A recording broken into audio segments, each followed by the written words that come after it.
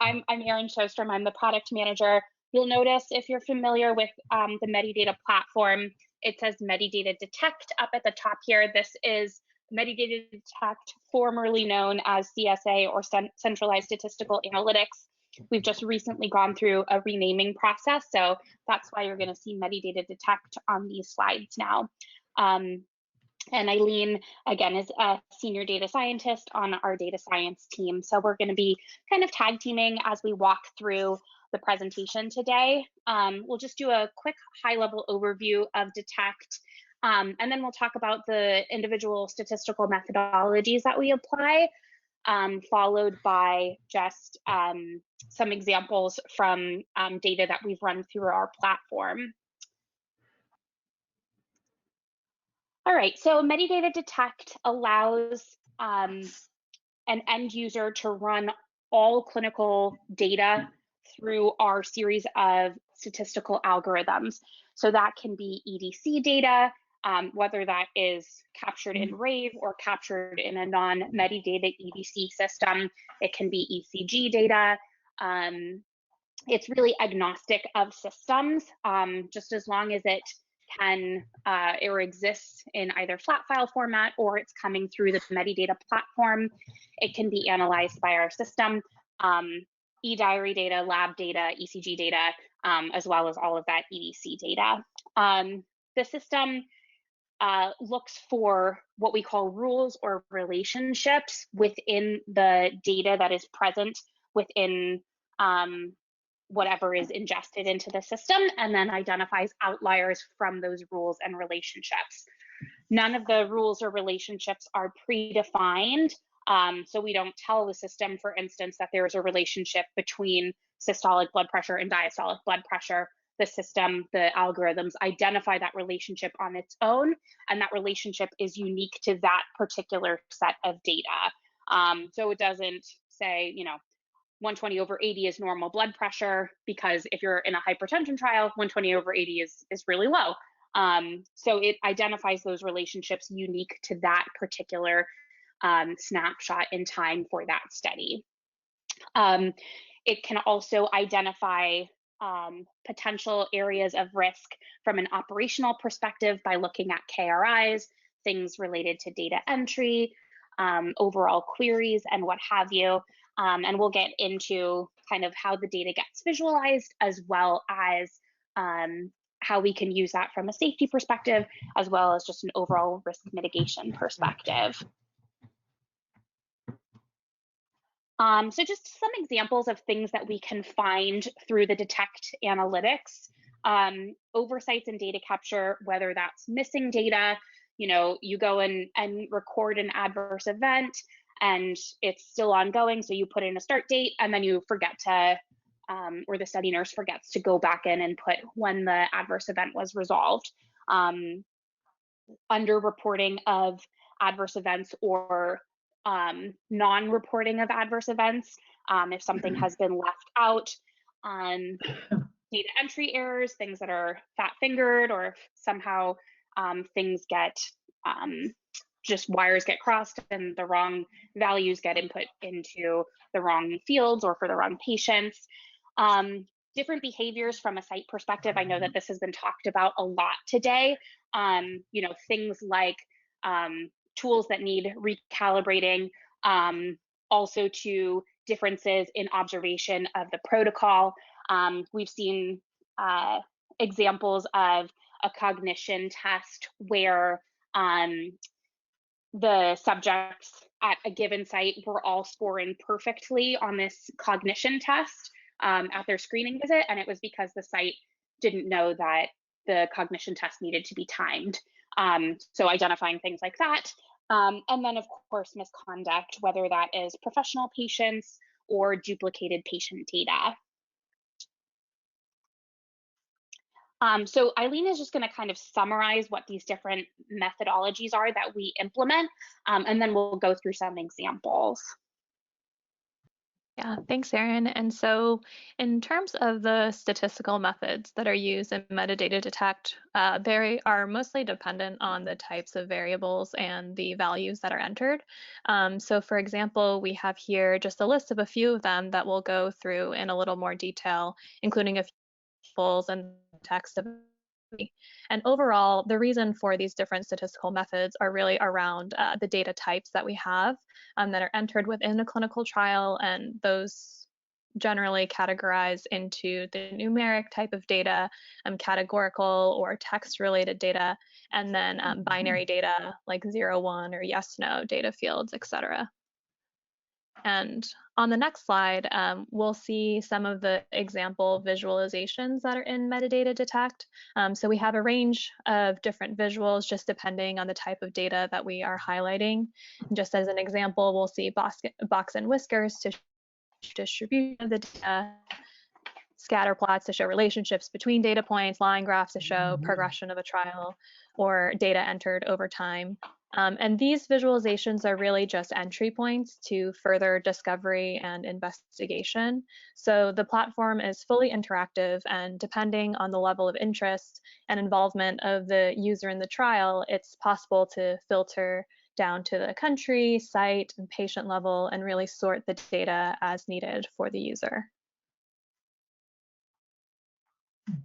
Great. So the first kind of data visualization we see is kind of the most basic, and that is our univariate numeric analysis. So a scatter plot of data with the overall distribution of those numeric values.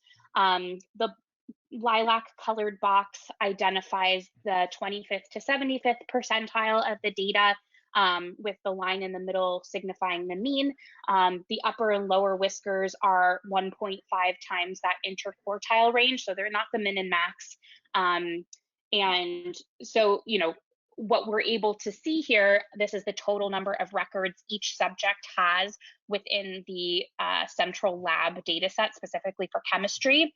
And we see a couple subjects down at the bottom, about 7 of them, who have either 1 or 2 records within the data set. So what we would then do is figure out if there was, again, an instance of missing data, if all of the subjects are from the same site, if there's some sort of screening procedure that is going awry, and so these subjects are dropping out early, or they're screen failures in some way. But being able to see both what is considered normal and then a highlighting of the outliers allows us to proceed with our investigation and take the appropriate mitigating actions. And from a statistical perspective on that, when we have univariate numeric data, first we apply a box-Cox transformation in order to perform the analysis to transform the data from a non-normal distribution into one that is a bit more normal, and we can apply statistical tests. So once we do that transformation, we calculate a Winsorized mean and standard deviation. And the Winsorized mean is mainly used in order to limit the effect of extreme outliers. So we replace a small percentage of the extreme outliers with a value slightly closer to the mean, so we're not skewing the mean and standard deviation too much with these outliers that we've detected. And from there, we then standardize the data and calculate a robust z-score. And the robust z-score is really referring to utilizing the median and the median absolute deviation instead of the traditional mean and standard deviation, just because, again, we don't want to skew the distribution too strongly because of any outliers that we've identified. And then finally, once we have that standardized score, we detect outliers using this threshold of 2.95 standard deviations from the mean. Subsequent 2 slides actually both show just some examples related to Winsorized mean and outlier tests. So in this first slide, we can see that we don't want the data to be skewed by these few that are circled in green, mainly because most of the data set is less than around 200 for this particular graph. And to accommodate for that, we'll replace these value circled in green to a more reasonable value, perhaps around 400, similar to the other outliers that are a little bit less extreme. And in the next slide, it's just another example illustrating something very similar. In this case, just look at the two tails of the distribution. So it's not necessarily a one-tailed approach. We'll be able to identify extreme outliers on either case and apply the Winsorization method. So as I mentioned, that was kind of what we would consider our most basic type of analysis, is looking at that numeric data and identifying mean and standard deviation away from that mean. As Eileen mentioned, anything that is greater than 2.95 standard deviations away from the mean is considered an outlier. We apply that same approach to our text data. So here I'm looking again just at a single variable, which is AE action taken with study drug, but obviously the values for that variable are text values. So the most common outcome of action taken with study drug is none. You can see that we've got about 6,800 records within the AE data set where the action taken with study drug was none. As I kind of go up the chain, I can see that I've got two items that are identified as outliers. I've also got my red dotted line at that 2.95 standard deviations from the mean. So I can really see how all of these values exist with regards to distance away from that mean. From that threshold of 2.95 standard deviations. So I can see that I've got 7 records where infusion was interrupted, and I've got 1 record where infusion rate decreased. So looking across the data for the entire study, I'm able to identify these 8 records that probably need additional attention from a further investigation perspective, since the expected value for the majority of the data is either none or dose held. Infusion interrupted and infusion rate decreased are the extreme outliers for this text-based data.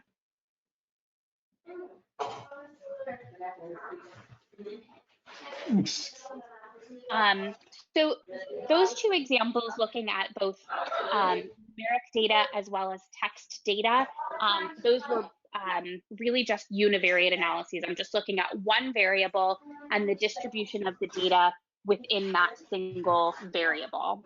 In addition to looking at univariate analyses, we also do bivariate analyses. The system is able to identify, as I mentioned at the beginning, relationships between two variables.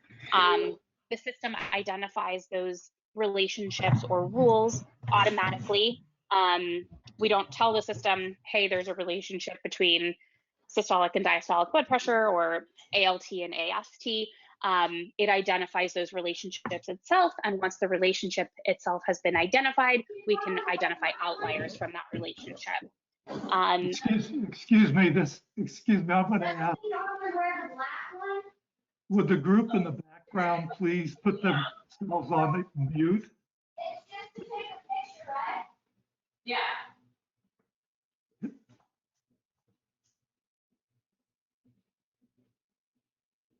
Okay, looks Okay, like great. we're all And set so, there. yeah, and so then going over, I guess, the statistical analysis approach that we have in terms of variable clustering on this bivariate scale, we first take a look at all of the variable pairs. So n choose 2, if we have n number of variables, we're extrapolating every single pair of variable combinations and calculating a distance metric between those pairs. And then those distance measures themselves are put into a matrix, and we implement hierarchical clustering. And the variables are clustered together if the distance between them essentially are small. And the way we categorize a cluster is based on an appropriate height that we measure from this cluster tree, similar to what we see on the left here. And then that helps to define the different variable groups that we'll be then leveraging for the remaining bivariate analysis studies. And the subsequent slide takes a look at the distance metrics that we use for generating the distance calculations themselves. And it's really dependent on the type of variables that we have. So on the columns, we see numerics, symmetric binary, asymmetric binary, and categorical, and that would all be chosen for whatever variable 1 is. And then going down the rows, that would be variable 2. And then depending on if it's, for example, an asymmetric binary where one value is more important than another, for example, with the presence or an absence of a serious adverse event versus a categorical data, we'll have a certain type of distance metric versus maybe a numeric or numeric. Okay, great. Okay, so our first example here is the comparison of two variables from our ECG data set. So I'm looking at heart rate and the wave peak to peak value. And you can see that there's a relationship that is obvious, a downward sloped curve between those two values. And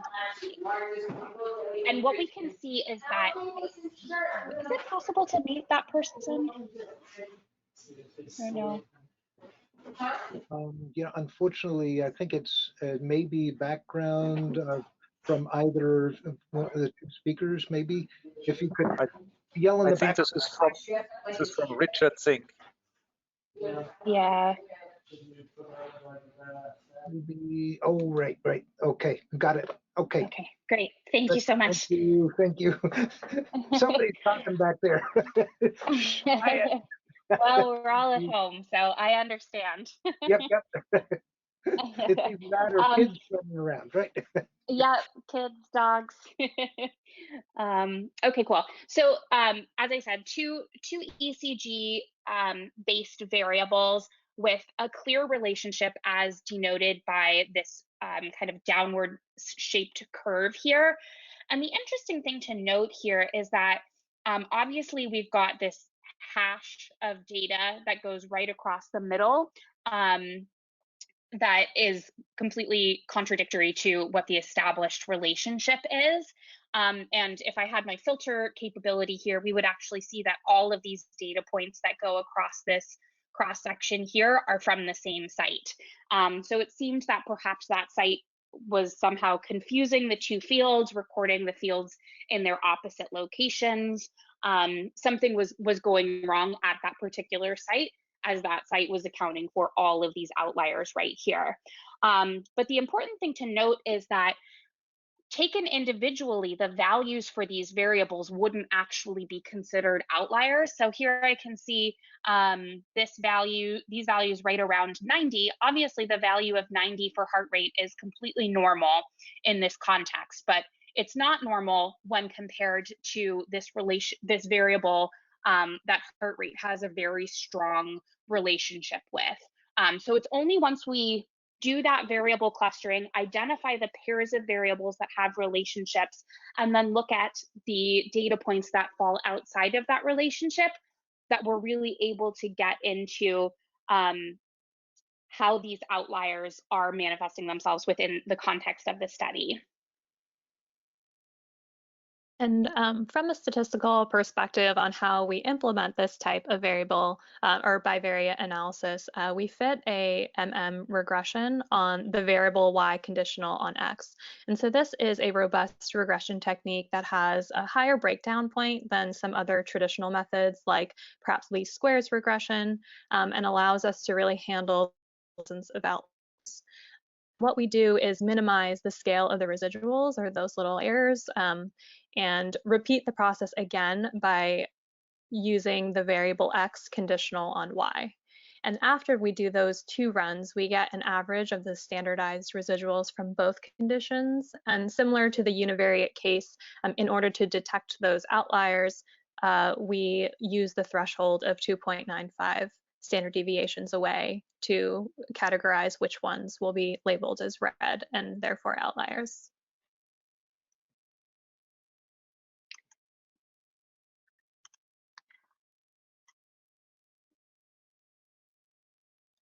And for this visualization, it's very similar, another bivariate analysis, where we can see the relationship here, and the y-axis is systolic blood pressure and diastolic blood pressure. So of course, the platform has been able to identify this type of relationship, and we see that when combined, maybe individually, similar to what Erin was saying, a diastolic blood pressure of around 80 makes sense, but if we then have a systolic blood pressure of 240, it might be a little bit harder to believe and may potentially be categorized as outlier. Okay, so continuing on with looking at bivariate analyses of two text variables. Here I'm looking at presence or absence of AE end date versus what the outcome of the adverse event is. This is presented in sort of a matrix fashion, but we've also done an additional visualization here where we combine the y-axis with the x-axis so that we can now see how the outliers relate to the rest of the data, and how extreme they are with in terms of distance from that threshold of 2.95 standard deviations. So what I've got here on my x-axis now is two records where the outcome is not recovered / not resolved, but an end date was recorded. And then the opposite of that, recovered / resolved, where the end date was not recorded. So really what we're trying to see here is just, distance from 2.95 standard deviations away from the mean. The mean is basically an adverse event with an outcome of recovered / resolved, and an end date. That's the majority of my data. And then these two blocks of data or value combinations where they're extremely far away from those nearly 7,000 records. Another sort of methodology that we apply here is not just the clustering of patients, or I should say not just the clustering of variables, but the clustering of patients. So if we're just looking across all of the data at once, it's possible that we might begin to miss some outliers. So similar to how we cluster variables, we also cluster patients by similarities in certain criteria. And again, the system identifies what the criteria is for clustering patients on its own. And what we discovered in this particular study was we had a population of prenatal women, and then they continued in the study after they had given birth. The system identified that patients would be clustered by whether the babies had spent time in the NICU or whether they had not. And then within that, we were able to identify outliers with regards to the baby's birth. Birth weight. And so you can see here, we've got some patients that had birth weights less than 2,000 grams that did not spend time in the NICU. If I was just looking across all of this data, those outliers wouldn't have been identified because you can see that there's plenty of patients with birth weights less than 2,000. But those patients are obviously nearly all in the NICU group. So by doing an even further level of grouping the data into patients that have similarities, we're able to identify even more outliers within the data and potentially mitigate additional risks there. And the statistical methodology is fairly similar to what we are doing with the variable clustering approach, but instead what we're looking at are pairs of patients.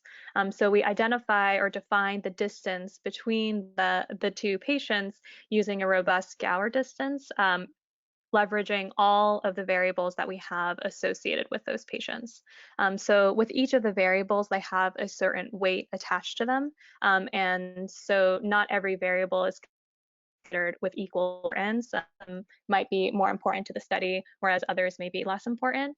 And then to determine the number of clusters that we want for the different patient categories, we generate a modified gap statistic based on the average within cluster distance, and then look where there is an inflection point to be able to kind of choose that optimal number of patient clusters that will be best for the specific analysis. Great, and I know we're just about at time, so I'm going to just jump ahead to our final slide. This is our event incidence analysis. So the event incidence analysis looks at all adverse events or concomitant medications across the entire study. It looks at the number of subjects within the study out of the total patient population who experienced that particular adverse event. So you can see the study level incidence rate, and then it also calculates the incidence rate at individual sites or within individual countries. So it accomplishes a couple of things. First and foremost, I can see if the incidence rate of certain adverse events align with what my expected rate is as set forth in my safety plan. So if I'm expecting upper respiratory tract infection of around 25%, I can see that I'm accomplishing that here with this green triangle for upper respiratory tract infection. If my green triangle is all the way up at 75%, I know that there's something that's happening that is going against what I set forth in my safety plan at the outset of my study. And then from an individual site perspective, I can see either over or under reporting of given adverse events. So if I'm expecting, again, a 25% rate of upper respiratory tract infection, and that's what I'm seeing at the study level, and I've got a site that has 20 or more subjects and none of them have reported upper respiratory tract infection, I might go and take a look at the underlying data for that site and see, if there's underreporting of the adverse event, or if perhaps that site isn't necessarily recruiting the right patient population. Same thing with sites that are way above the expected rate for a given adverse event. If 100% of the subjects are experiencing upper respiratory tract infection, again, maybe that site is recruiting a sicker population than I'm expecting for the rest of the study, and consequently, I'm seeing that higher rate of adverse events in that site. And just quickly from that statistical perspective, we're really just testing the likelihood or the probability that this incident rate for a given site is similar to that of the study overall. And the way we identify kind of the different colors, red signifies if the p-value is less than 0.05, and we can classify that as an outlier site in relation to the other sites in the study as a whole.